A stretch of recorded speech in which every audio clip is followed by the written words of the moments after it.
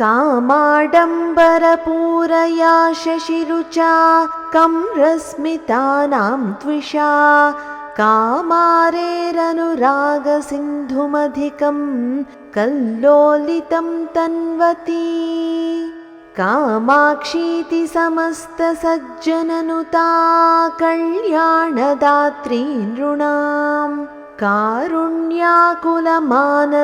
भगवती कम्पातटे जृम्भते।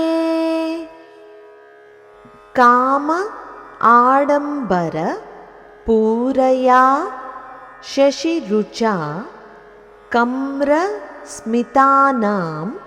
त्विषा कामारेः अनुराग सिन्धुम् अधिकं कल्लोलितं तन्वती कामाक्षी इति समस्त सज्जननुता कल्याणदात्री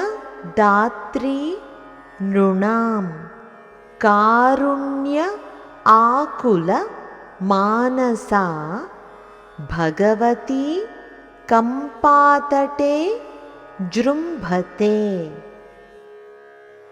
ఏ తల్లి చంద్రుని చల్లని వెన్నెల వంటి మనోహరమైన చిరునవ్వులు చిందిస్తూ కామవైభవాన్ని పెంపొందించే దివ్య కాంతితో పరమశివుని హృదయమనే ప్రేమామృత సముద్రంలో అనురాగపు అలలు ఉప్పొంగేలా చేస్తోందో, ఏ తల్లి కామాక్షి అనే నామముతో సమస్త సజ్జనుల చేత స్తుతింపబడుతోందో, ఏ తల్లి మానవాళికి సర్వమంగళాలను శుభాలను అనుగ్రహిస్తోందో, ఏ తల్లి మనస్సు అపారమైన కరుణతో నిండి ఉందో ఆ భగవతి కాంచీపురంలోని కంపానదీ తీరాన పరమ వైభవంతో దివ్య తేజస్సుతో విరాజిల్లుతోంది. ఇప్పుడు మరొక్కసారి శ్లోకాన్ని చదువుకుందాం.